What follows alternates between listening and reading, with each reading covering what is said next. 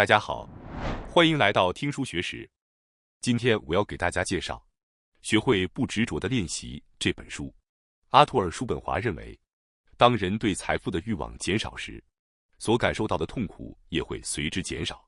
也就是说，降低对财富的渴望，幸福感反而会提升。明白这一点的人，即使失去了金钱，也能够在不久之后重新找回幸福。任何欲望在被满足之前和之后，都会发生巨大的变化。所谓活着就是痛苦，这是不断思考人生意义的哲学家叔本华最著名的一句话。人生的痛苦大致可以分为两种。第一种是追求虚假幸福的痛苦。很多人认为，获得地位、财富、名誉就是幸福，但这种幸福的重心并不在自身内部，而是在外部。因此，越是追逐，内心就越会产生怀疑，逐渐积累起空虚与焦虑。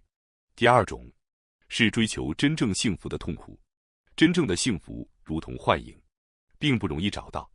要发现它，就必须深入审视自我，不断打破现在的自己，持续成长与发展，将人生的重心从外部转向内在，并不是一件容易的事，因为这意味着过去的自己会被拆解。这个过程本身是痛苦的，但正是在追求真正幸福的过程中，我们能够获得新的东西：自我肯定感，不在他人面前自卑的自信，以及依靠自己站立的品格。叔本华认为，每个人都需要一定程度的烦恼与苦难。如今很多现代人都在追逐虚假的幸福而陷入痛苦，但我们更应该去经历追求真正幸福所带来的那种有价值的痛苦。接下来，用最简单易懂的方式来讲解叔本华关于真正幸福的哲学。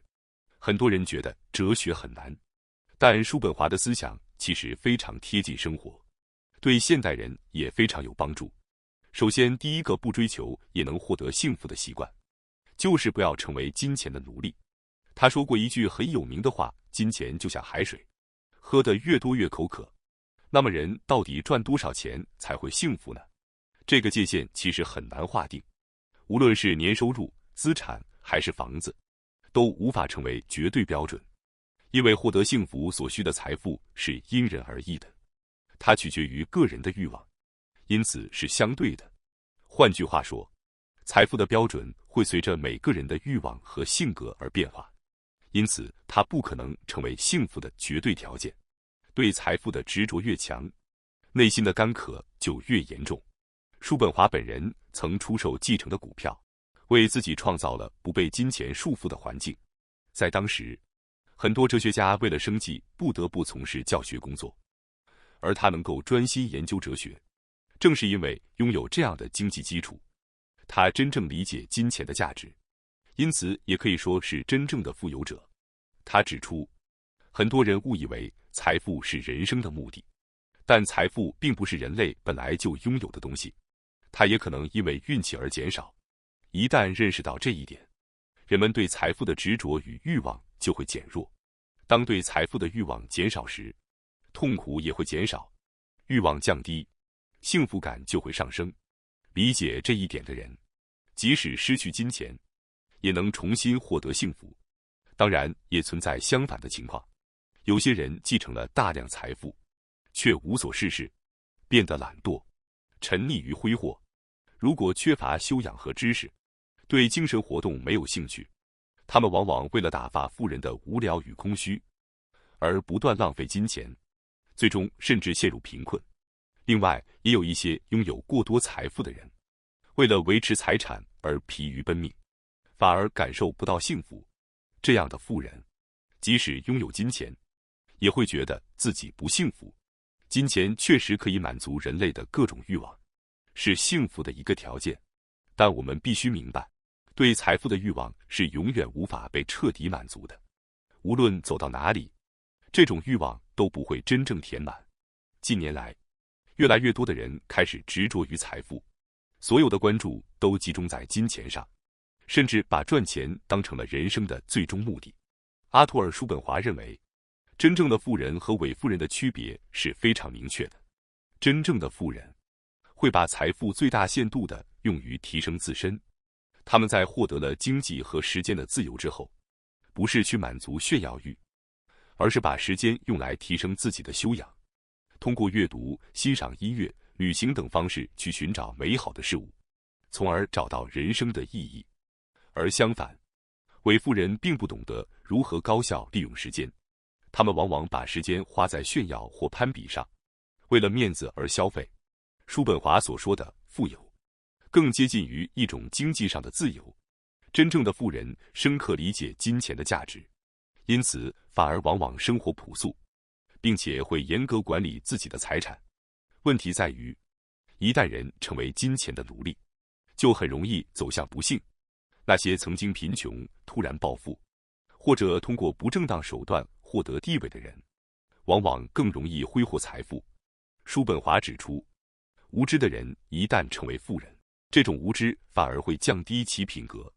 他们缺乏自我管理，只是不断花钱，最终又会重新陷入贫困。金钱的多少，很大程度上并不是由能力或努力决定，而是受到运气影响。如果把幸福寄托在这种偶然性上，是无法获得真正幸福的。关键在于，无论有没有钱，都要能够幸福，也就是放下对金钱的执着，不过度追求财富。第二个不追求也能获得幸福的习惯，是不被新事物的诱惑所迷惑。人本质上是欲望的集合体，每天都会产生新的欲望，并在这些欲望中挣扎生存。当欲望被满足时，内心会暂时平静，但很快又会产生新的欲望。无论是人际关系还是工作环境，只要接触到新事物，就会产生兴趣，但一旦习惯之后，又会去追求新的刺激。想要更多的欲望正是痛苦的来源，同时也可能是对已经拥有之物产生厌倦的表现。对新事物的过度追求，体现了人类容易被表面的新鲜感所迷惑，而忽视本质。虽然好奇心本身并非坏事，它可以带来探索的动力，但问题在于不断从外部寻求刺激的人，他们为了获得更强烈的体验，甚至不惜承担社会或金钱上的风险，不断寻找新的人、新的关系、新的爱情，并不是通往幸福的道路。与其向外寻找，不如回头审视自己已经拥有的东西的价值。真正重要的，其实在我们内心之中。只有当幸福的标准建立在内在，我们才能获得稳定而持久的满足感。第三个习惯是与让内心不安的事物保持距离。在人生的40岁、50岁阶段，社会活动频繁，与人交往增多，也更容易因为他人的言行而受伤，比如嫉妒、攀比等。在各种聚会中，人们常常会不自觉地炫耀自己的财富、孩子或成就，从而伤害他人，同时也引发比较心理。要获得幸福，就需要在这样的环境中保持平常心，就像节制饮食可以让身体更健康一样，减少外界刺激，也能带来内心的平静。因此，进入中年之后，应适当减少不必要的人际关系。最直接获得内心平静的方法，就是减少不自然的人际交往。与没有价值的交流只会消耗心力。当然，也不能走向极端，完全断绝人际关系，否则又会陷入无聊。因此，关键在于缩小交往范围，让生活变得更简单，从而减少情绪波动。同时要警惕嫉妒，嫉妒是人类的自然情绪，但与其不断与他人比较，不如专注于享受自己的人生，将注意力从比自己更优越的人转向那些不如自己幸运的人，有时反而能带来安慰。另外，不要抱有过高的期待。人有时会后悔自己的存在，但事实上，能够存在本身就值得感恩。如果梦想破灭，遭遇失败，那也总比从未出生要好。叔本华曾说，人生不过是一个微小的点，但即便如此，我们依然可以在这有限的人生中欢笑、喜悦，获得幸福，这本身就值得感恩。为了获得内心的安宁，我们需要远离那些让自己焦虑的事物。与此相似的思想，在斯多葛学派中也有体现。世界上的一切都遵循自然法则发生。如果把事情看作偶然，就容易感到不幸；但如果将其视为必然，就能减少痛苦与焦虑。因此，想要获得幸福，必须减少内心的波动。减少焦虑的一个有效方法，就是不要对幸福抱有过高的期待。与人接触越多，欲望就越多，同时带来不幸的机会也越多。归根结底，幸福与不幸取决于内心的状态。所以，不妨尝试过一种简单的生活。而要做到这一点，就需要具备一定的精神力量，能够承受相对安静、理性的生活方式。如果内心的平静是幸福的前提，那么我们的心就应当像一面平静的湖水。真正明智的人会努力获得稳定与从容，他们放下外在的欲望与世俗的评价，获得内心的自由，并以更加客观的视角来看待这个世界。接下来提出的第4个不追求也能获得幸福的习惯，就是保持健康的饮食与生活方式。如今，很多人把金钱和健康放在天平上比较，但叔本华把健康视为幸福的第一条件。他认为，为了获得其他东西而牺牲健康，是完全错误的。因为一个人能否幸福，很大程度上取决于是否健康。这是一个很简单的道理，如果身体不健康，无论做什么都难以感到快乐。只有身体健康，心情才会变好，很多事情也更容易顺利应对。当然，现实中也存在例外，有人非常注重健康却早逝，也有人生活不健康却活到高龄，有人赚了很多钱却来不及享受，也有人清贫却长寿。但无论如何，可以确定的是，即使拥有再多财富，一旦死亡，一切也就失去了意义。叔本华引用了古罗马诗人尤维纳利斯的一句话：健康的精神是建立在健康的身体之中的。他还说过，要理解人生的短暂，就需要活得足够长；要理解人生的意义，就必须拥有健康的身体作为基础。健康的人往往更乐观，说明他们平时承受的压力较少。这可能是天生性格，也可能是后天生活环境所致。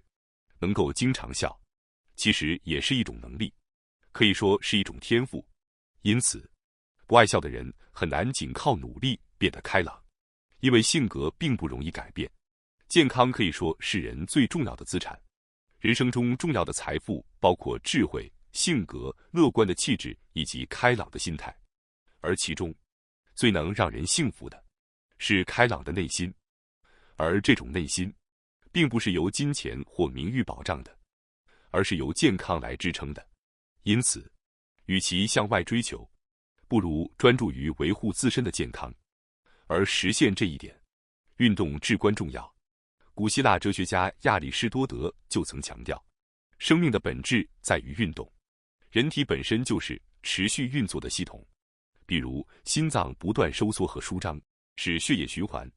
如果整天久坐不动，不仅身体失衡，心理也会受到影响。人的幸福感很大程度上取决于情绪，而情绪又会受到身体状况的影响。同样的处境下，健康的人更容易保持好心情，而生病时，人往往会变得焦躁不安。叔本华还用一个比喻说明，就像草在风中摇摆才能变得坚韧一样，人也需要通过运动来保持健康。衡量一个人是否幸福，并不在于年轻、外貌或名誉，而在于是否开朗。那么，如何保持愉快的心情呢？确实，金钱可能让人更容易保持积极情绪，但没有钱并不等于不幸。相比之下，健康却是幸福不可或缺的条件。为了保持良好的状态，我们应该调节身体机能，时刻关注健康，比如避免过度压力，每天进行适量户外运动，注意饮食等。人的幸福并不取决于客观的物质条件，而取决于对事物的感受。同样的环境下，健康的人和不健康的人，思维方式会完全不同。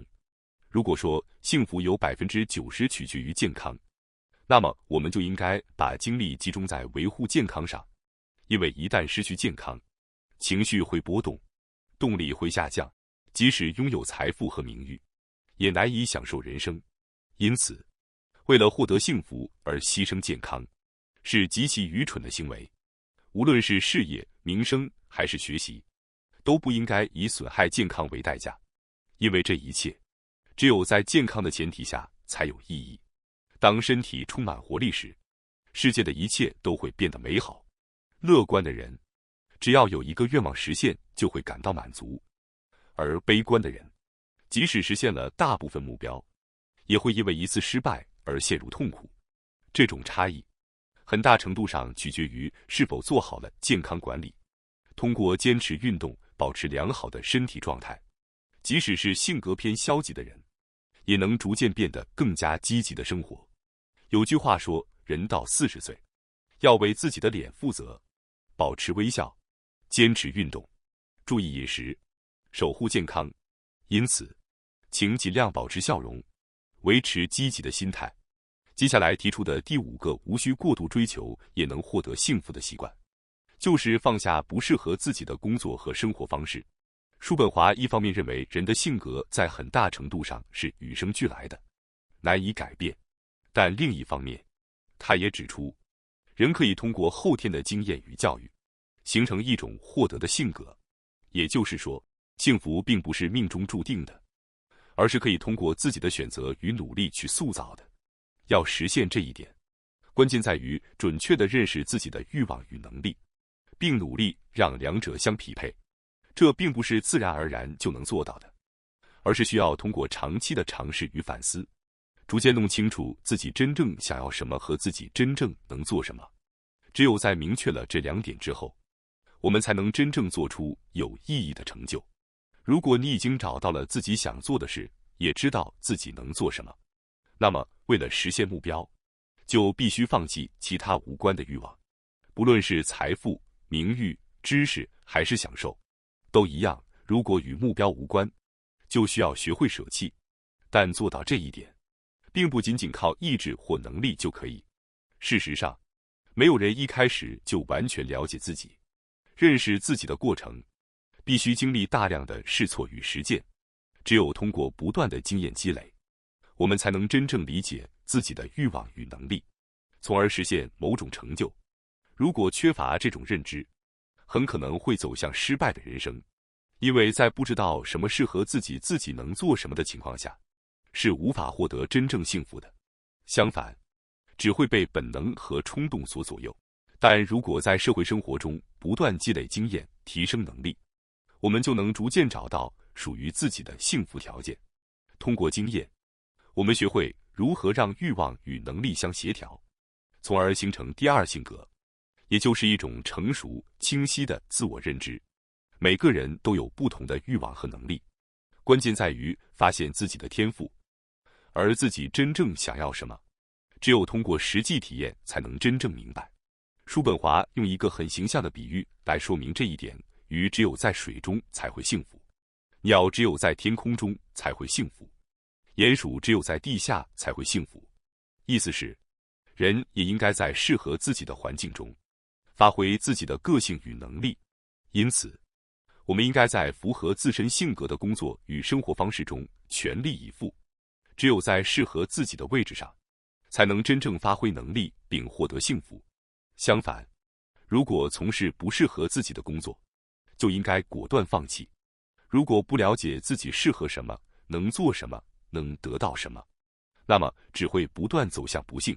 归根结底，勉强自己以及对自身个性的无知，正是导致不幸福的根本原因。接下来第6个无需过度追求也能获得幸福的习惯，就是学会控制欲望。那么，人生中最痛苦的是情是什么呢？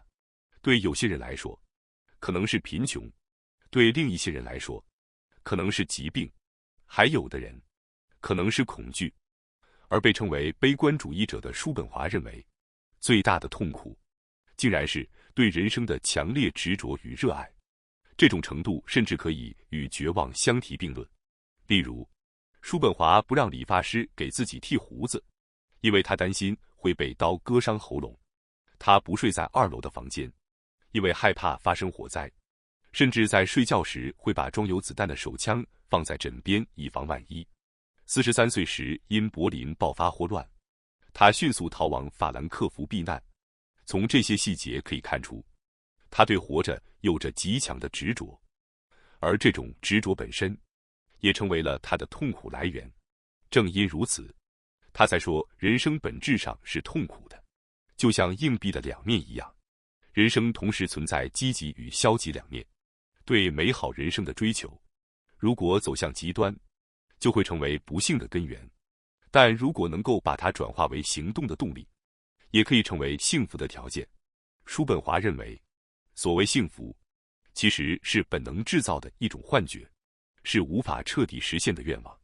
人类就像一列没有驾驶员的列车，被欲望牵引着不断前进。人生并不是由理性主导，而是被冲动驱动。一旦开始，就会在惯性的作用下不断前行。人既然出生，就会本能地想活下去。在活着总比死去好的模糊信念下，忍受痛苦继续生存。因此，他认为这个世界的本质并不是理性，而是生命的意志。人的欲望最终会在死亡面前被中断。因此，人们通过恋爱、结婚、生子，试图让自己的存在延续下去，但结果并不是获得完美的幸福，而是开启新的痛苦循环。然而，人类正是在这种矛盾中生活着，只有理解痛苦，才能真正理解人生。既然人终将死亡，就应该意识到欲望、执着以及占有欲，其实都是虚幻的。无论是权力还是知识，在生命终结时都会化为乌有。正是认识到这一点，并学会平复欲望的波动，才是通向真正幸福的第一步。叔本华指出，人生之所以充满痛苦，是因为人类天生具有想要活下去的欲望。他将人类的本性定义为一种对生命的盲目意志。这种想要永远生存的欲望是无法被满足的，因此人无法逃离痛苦。但同时，这种欲望不仅带来痛苦，也赋予我们忍受痛苦的力量。因此，当我们能够很好地控制欲望时，就能够主动地去过上幸福的人生。最后需要强调的是，不去追求，并不意味着什么都不做。叔本华所说的不追求，是指不被外界评价所左右。金钱、爱情、他人的目光，这些东西会在瞬间让人感到兴奋，但当这种热度消退之后，又会产生更多的欲望，最终只会增加痛苦。因此，我们不是要消灭欲望，而是要学会一种能力，不要把人生的主导权交给欲望。阿图尔·叔本华的幸福观，并不是叫我们逃避世界，而是教我们以更清醒的方式去面对人生。幸福，并不在于拥有多少财富、地位或外在的认可，而在于我们是否能够理解自己，控制欲望，守护健康，并在适合自己的道路上稳步前行。真正的自由，不是想要什么就能得到什么，而是不被欲望和外界所左右，依然能够保持内心的平静与清明。当我们学会减少不必要的追求，把目光从外界收回到内心，专注于当下所拥有的一切时，就会发现幸福其实并不遥远，它一直就在我们的生活之中。感谢大家收看今天的节目。如果你喜欢我们分享的内容，记得点赞、订阅并开启小铃铛通知，第一时间获取我们的更新。在下次的节目中，我们将继续为大家分享更多有益的书籍。再次感谢大家的支持，我们下期再见。